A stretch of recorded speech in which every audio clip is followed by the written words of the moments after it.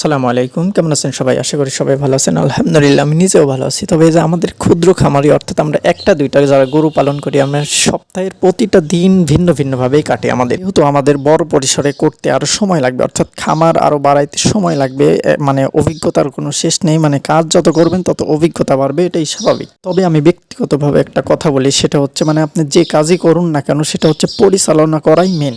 আপনি যে কাজই করুন না কেন, অর্থাৎ আপনি নিজের খামার করুন, অর্থাৎ অন্যের খামারে কাজ করুন, অথবা আপনি যে কাজই করুন না কেন সেটাই পরিচালনার মধ্যেই সব কিছু থাকে। এমনকি আপনার প্রফিট কেমন হচ্ছে অথবা লস হচ্ছে কিনা, এটা হচ্ছে ম্যানেজমেন্টের উপরে অর্থাৎ পরিচালনার মধ্যেই থেকে থাকে অনেক সময়। ভালো প্রফিট বলেন অথবা আপনার গরুগুলাকে মানে আপনার খামারে যেগুলা পশুগুলো আছে সেগুলোকে সুস্থ রাখতে আপনি হচ্ছে সঠিক দিক নির্দেশনা মেনে চলতে হবে। এবং আপনি যতটুকু কাজই করেন না কেন, মানে আপনার খামারে ব্যক্তিগতভাবে যতটুকু কাজ করুন না কেন সেটা হচ্ছে নিয়ম টেবিল মেনেই চলতে হবে। তা না হলে আপনার গরুগুলো অসুস্থ হবে এবং দিন শেষে মানে দেখবেন আপনার লসের পরিমাণই বেশি থাকবে। গরু পালন করা একটা আলাদা একটা সাবজেক্ট, মানে আপনি সব কাজ একদিকে রাখবেন, হচ্ছে গরু পালন করা একটা ভিন্ন একটা জিনিস। সেটা আপনি নিজেকে পরিশ্রম করতে হবে। আপনি যতটুকু পরিশ্রম করবেন তার ফল আপনি দ্বিগুণ পাবেন। মানে সব কথার এক কথা হচ্ছে আপনি যে কাজটা মানে আপনার ঘরে, আপনার গোয়াল ঘরে যতটুকু কাজ করবেন আপনি, তো মানে সব কিছু সকাল থেকে সন্ধ্যা পর্যন্ত, অর্থাৎ সূর্য ওঠার আগ থেকে সূর্য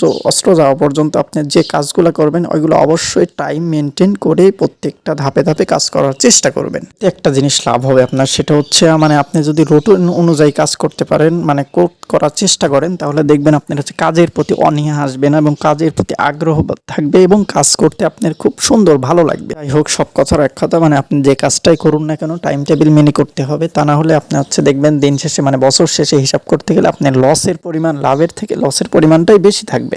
আরেকটা কাজ করতে পারেন, সেটা হচ্ছে যেমন এই যে আমার কথাই বলি, মানে আমি ব্যক্তিগতভাবে সারাদিন মানে অর্থাৎ সারা সপ্তাহ মানে সপ্তাহের 6 দিন আমি যেভাবে কাজ করি এবং সপ্তাহের একদিন আমি একটু ভিন্নভাবেই কাজ করে থাকি। যেহেতু পুরো সপ্তাহ অর্থাৎ সপ্তাহের 7 দিন আমি একই রকম সময় পাই না, যার জন্য আমাকে একটু ভিন্নভাবে কাজ করতে হয়। অর্থাৎ কিছু কাজ আমাকে রাখতে হয় যে কাজগুলো আমি সপ্তাহের শেষে করার চেষ্টা করি। সবাইকে একটা কথা বলি, সেটা হচ্ছে আমার মতো না, মানে আপনার ব্যক্তিগতভাবে আপনি যতটুকু পারবেন চেষ্টা করবেন গোয়াল ঘর অন্তত একদিন মানে গোয়াল ঘরের আশপাশে খুব ভালোভাবে পরিষ্কার করার। এতে করে আপনার একটা লাভ হবে, অর্থাৎ এই যে মশা মাছির থেকে আপনি বাঁচতে পারবেন আর কি, মানে নিজের গরুগুলাকে বাঁচাইতে পারবেন। অর্থাৎ কয়েলের খরচ বলেন বা আদার যে ফিনিশ জাতীয় যে জিনিসগুলো আছে এগুলো থেকে আপনি হেফাজত করতে পারবেন। যত পরিষ্কার রাখবেন, অর্থাৎ আপনার গোয়াল ঘর যত পরিষ্কার মানে পরিষ্কার পরিচ্ছন্ন রাখবেন, তত আপনার হচ্ছে কয়েল খরচ, তারপরে ফিনিশ জাতীয় যে জিনিসগুলো আছে অর্থাৎ মশা মাছি তাড়ানোর যেগুলো করেন এগুলো থেকে আপনি হচ্ছে নিজেকে রক্ষা করতে পারবেন। বর্তমানে যে খরচটা আর কি দিনে 5 থেকে 7 টাকার মতো খরচ হয় আর কি,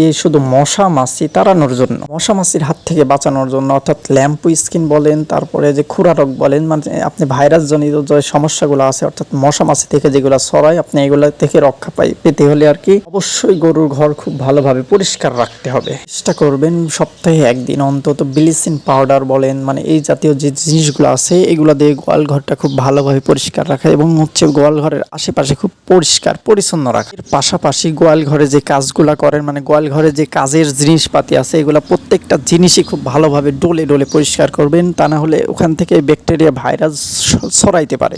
আমি যে কাজগুলো করতেছি আর কি, এই কাজগুলো আমি হচ্ছে সপ্তাহে একদিন করে থাকি, অর্থাৎ শুক্রবারের দিন সকালবেলা মানে নামাজের আগেই করে থাকি। এটা আপনার যদি সময় হয় এই জিনিসগুলো করার চেষ্টা করবেন সপ্তাহে 2 থেকে 3 দিন। এতে করে আরও আপনার মানে গোয়াল ঘরটা পরিষ্কার থাকবে এবং হচ্ছে রোগ বালাই থেকে মুক্তি পাবে। এই যে আমার এত কষ্ট আর এই পরিশ্রমগুলো দেখতেছেন, আমি চেষ্টা করতেছি মানে কোনো যাতে রোগ না হয়, এর থেকে যাতে মানে ডাক্তার খরচটা আমার বেঁচে যায় আর কি, এর জন্যই এত কিছু করা। যাই হোক, কুরবানির শেষ অর্থাৎ ঈদ শেষ, এখন সবাই গরু কিনবে, এই সময়টা চেষ্টা করবেন একটু দেখে শুনে গরু কেনার। শেষ একটা কথাই বলি, সেটা হচ্ছে আপনি যত পরিষ্কার রাখবেন মানে পরিচ্ছন্ন আপনি নিজে যত থাকবেন তত রোগ বালাই থেকে মুক্তি পাবেন। এতে আপনার হচ্ছে ডাক্তার খরচ কমবে, মানে আপনার প্রফিটটা একটু বেশি হবে। থাকবেন, সুস্থ থাকবেন।